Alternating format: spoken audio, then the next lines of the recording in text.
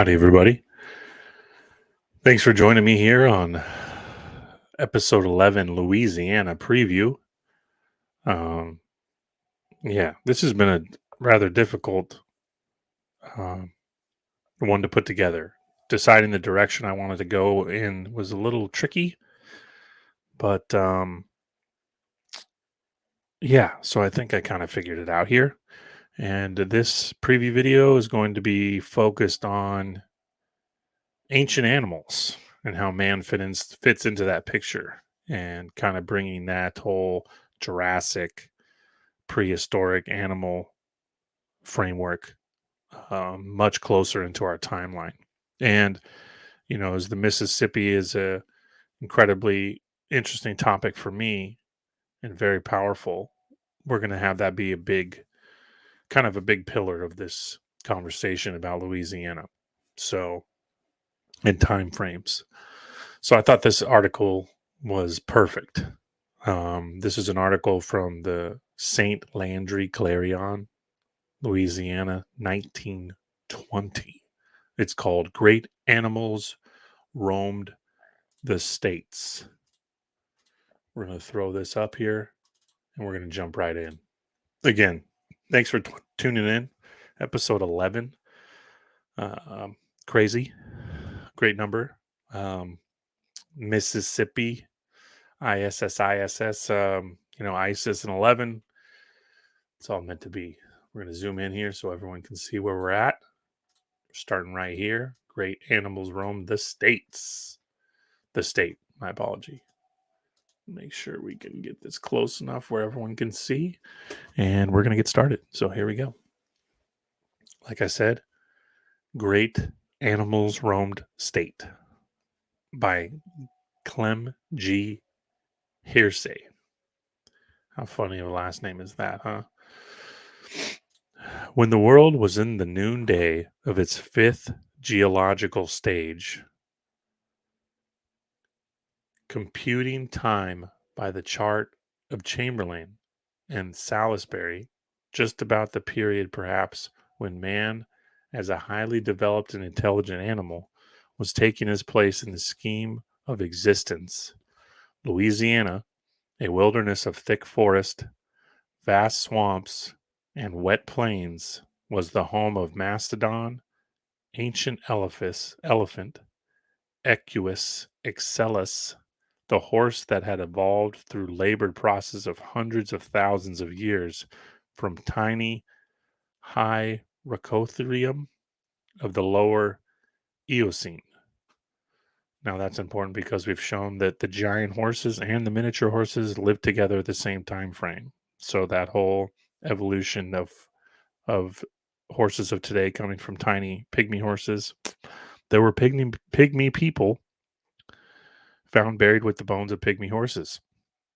And there were giant people found buried with giant horses, all on the American continent.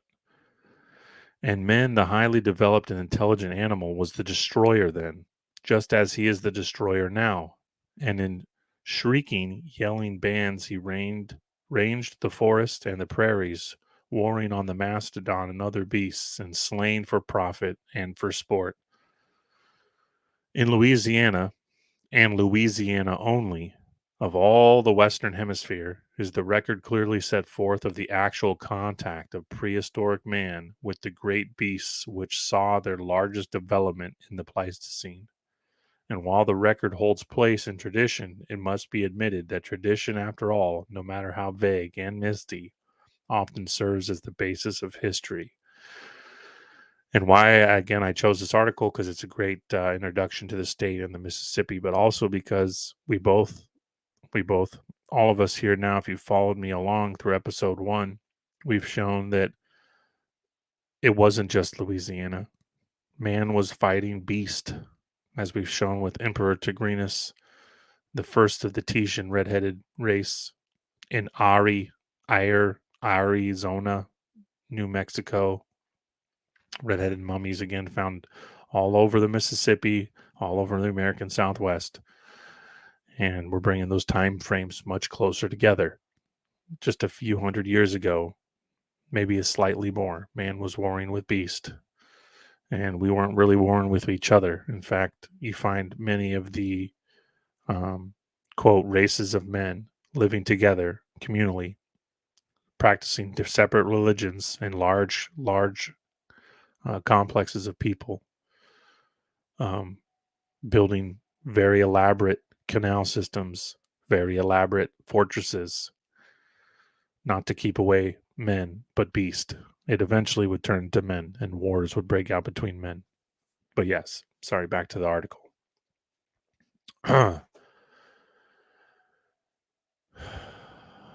And while the record holds place in tradition, it must be admitted that tradition, yes, I was there. Sorry, record is plain. The record is contained in the traditions of the Atacapa, the ancient Indians of Louisiana, the man eaters of the elder day, represented now by a failing, scattered mongrel remnant living alone in the bayous and in the forest of the western part of the state. Their tradition, considered the Atacapas, are the descendants of the people that lived in Louisiana when Cro-Magnon men, the artists of the caves of southwestern France and Spain, new come from Asia, the reorganized cradle of the humankind, were hunting the aurochs and the woolly rhinoceros on the plains of Europe.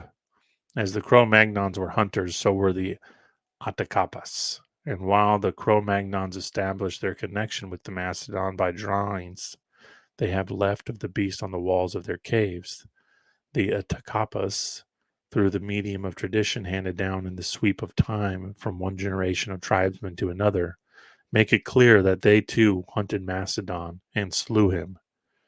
The world was more than 100 million years old then. That's absurd.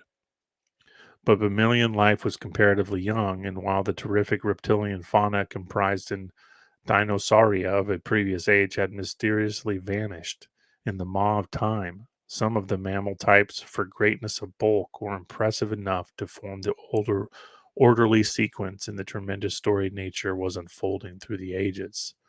Now, from Alaska all the way to here, we've shown that very recent in our time frame, the whole world was tropical, and man was fighting and living alongside with giant beasts. We're plentiful here. What the? That was weird. What the? What is going on? My apologies. My computer is glitching. What in the world? You can click the camera button to try again.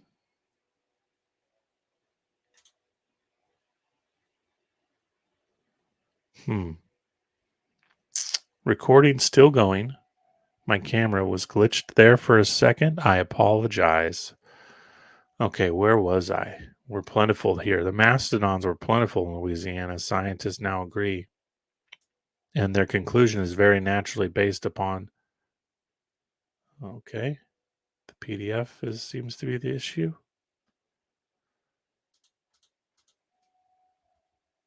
What in the world? Okay, technical difficulties here, guys. Sorry, so sorry. What in the world?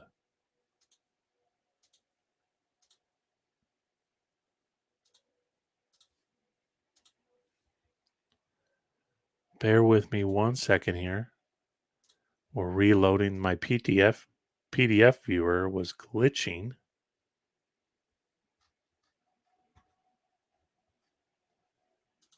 What in the world?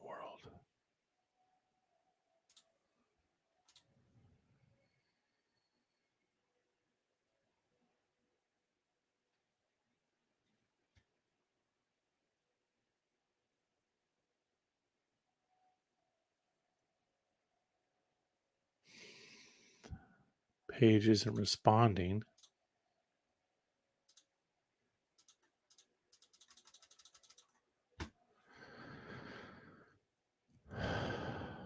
Okay.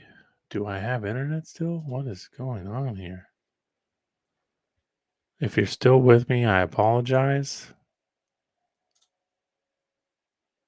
Something is wrong with my browser. Okay. We're going to get rid of all of this. We're going to reopen. We're going to go here.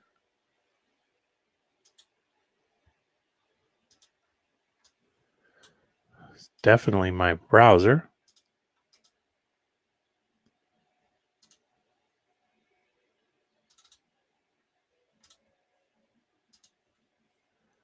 All right. Wow. Again, my apologies. We're back at it. Okay. The mastodons were plentiful in Louisiana. Scientists now agree, and their conclusion is very naturally based upon the frequent discoveries of fossil remains found in all parts of the state. Professor W. H. Gates of the Louisiana State University is very much interested in the study of the ancient fauna of the state, and last summer the professor came into possession of some fine fossil bones which were dug up in the vicinity of Baton Rouge.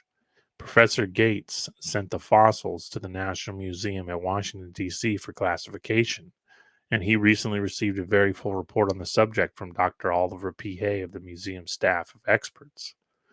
Dr. Hay classed the fossils as belonging to the mastodon and the horse probably Equus excellis of the Pleistocene or early Quaternary.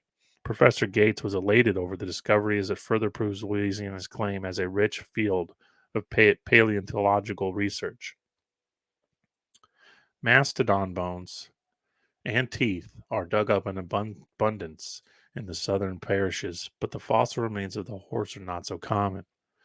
And some importance may be attached to Professor Gates' finds. It tends to demonstrate that the Louisiana plains were included in the range of the descendants of the Protohippus, Mesohippus, Hippotherium, and the Pliohippus, a range previously restricted by scientific men to the western sections of the country, which rose out of the Cretaceous Sea at the close of the Mesozoic era, a million years or more before the waters receded from what is now the Mississippi Valley.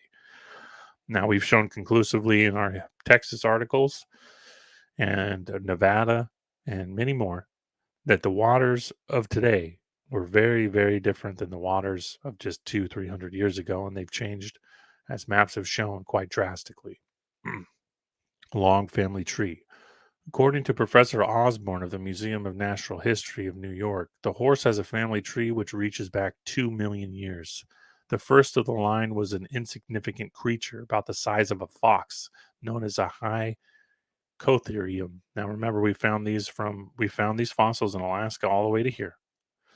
And as we venture up the Mississippi throughout more of these videos, we're going to find pygmy people, dwarfish people, and more of these miniature horses.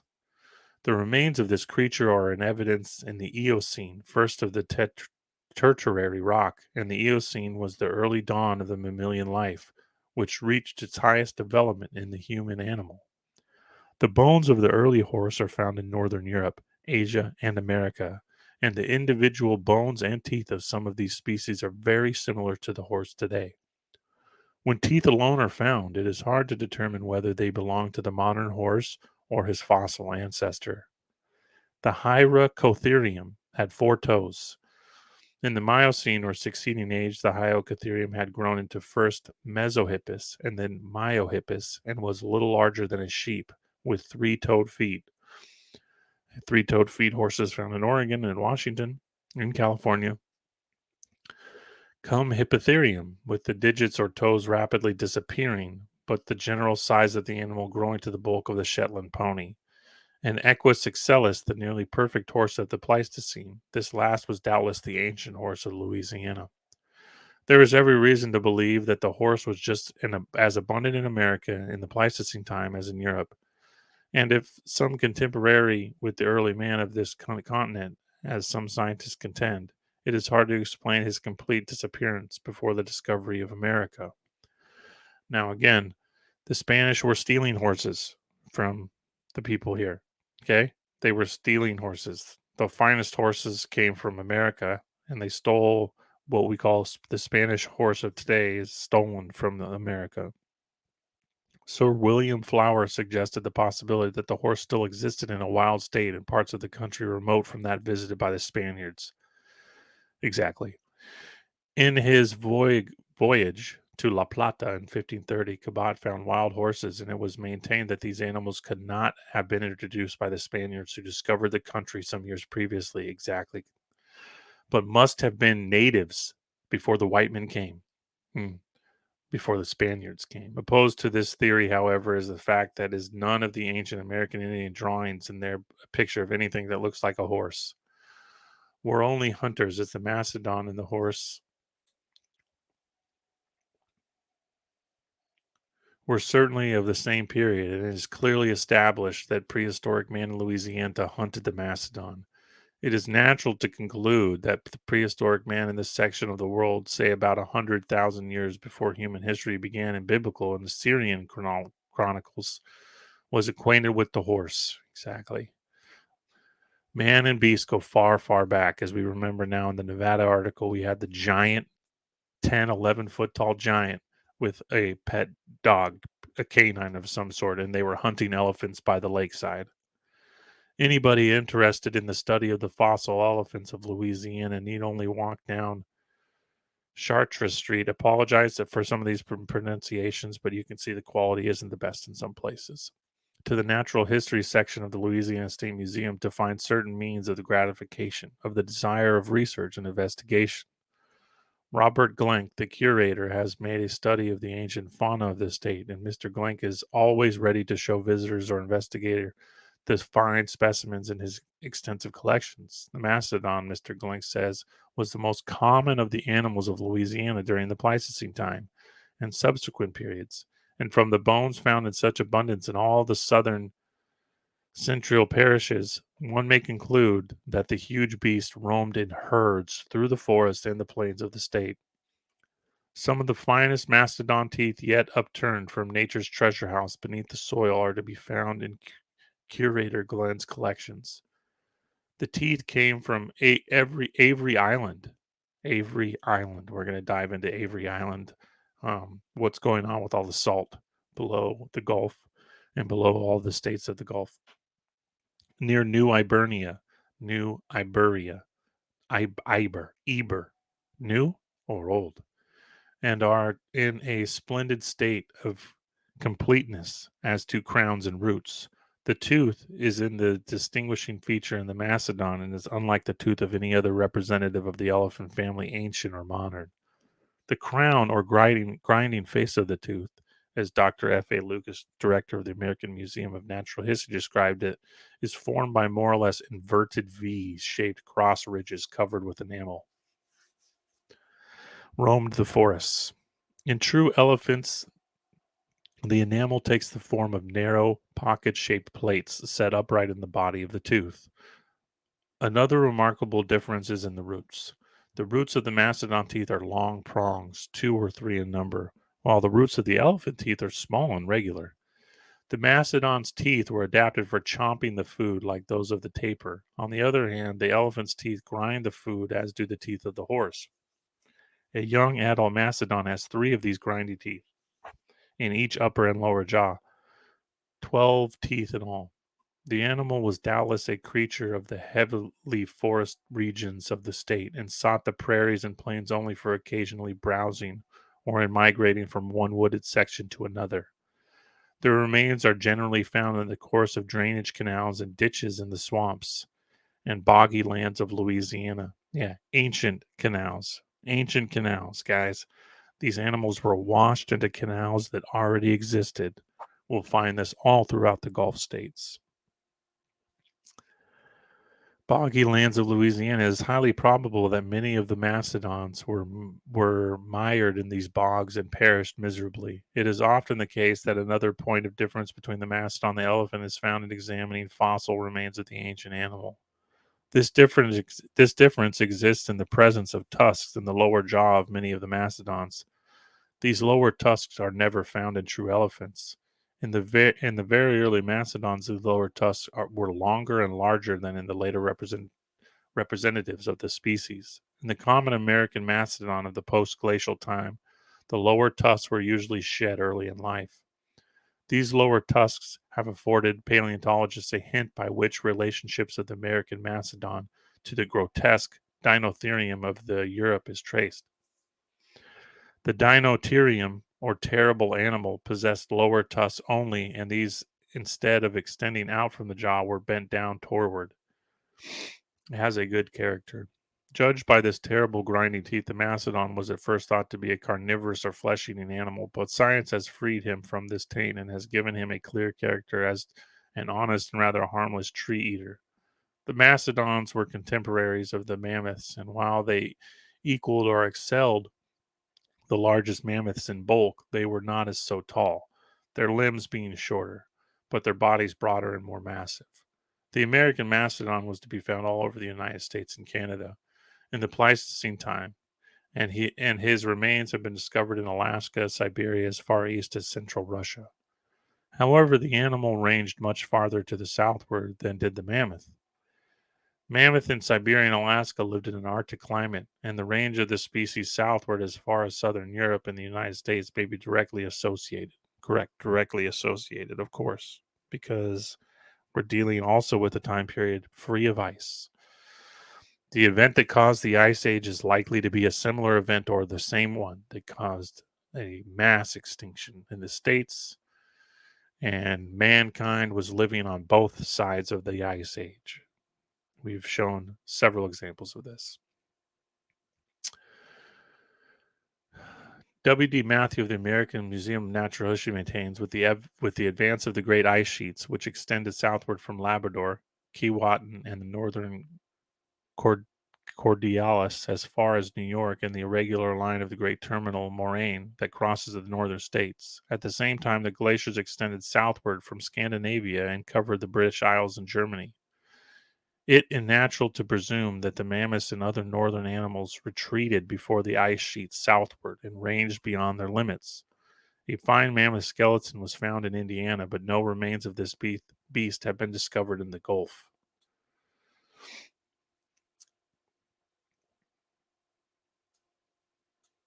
In the Gulf states where the mastodon was so common, right? Mammoth, mastodon came from a similar family, surviving some sort of cataclysm. One surviving north, closer to the ice wall, and one farther south. Fallacy in the name. People generally associate the name of mammoth with anything that is of gigantic proportions, and the popular impression is that the name was given the prehistoric animal because of the animal's enormous size. This is not the case. However, as the name mammoth is derived from an old Tartar term meaning earth mouse. The Tartars were among the first to unearth the mammoth bones in Siberia, and by the queer Oriental process of putting the cart before the horse in figures of speech, naively termed the find Mama Nutu, which means, in plain English, earth mouse. Now, this may sound ridiculous, but we've been showing animals of gigantic size, okay? Horses that were 50 feet tall. Now, I don't think this was a situation of putting the cart before the horse, okay? I think that this was a creature. The creatures got smaller and smaller post Ice Age, post Cataclysm, when the Earth was all tropical. Perhaps the vapor canopy relation story here helps bring all this into focus. Um, and remember, the Tartars were all over America, the Scythians as well. You just have to think of the stories of Alexander the Great and Kublai Khan. Okay.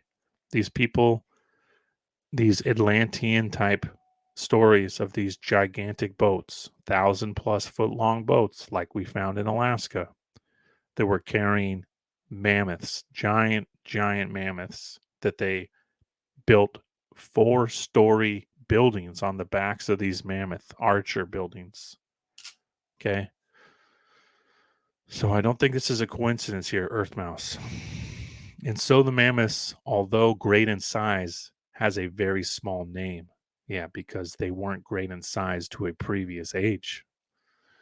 This insignificance of the beginning of things considered, the mammoth would have no cause to be offended at the slighting term Earth Mouse, as the science of patent, patentology, my apologies, sets forth the first ancestors of all the great and noble family of mammalia, to which family man his pride belongs, was a wretched little beast hardly as large as a mouse.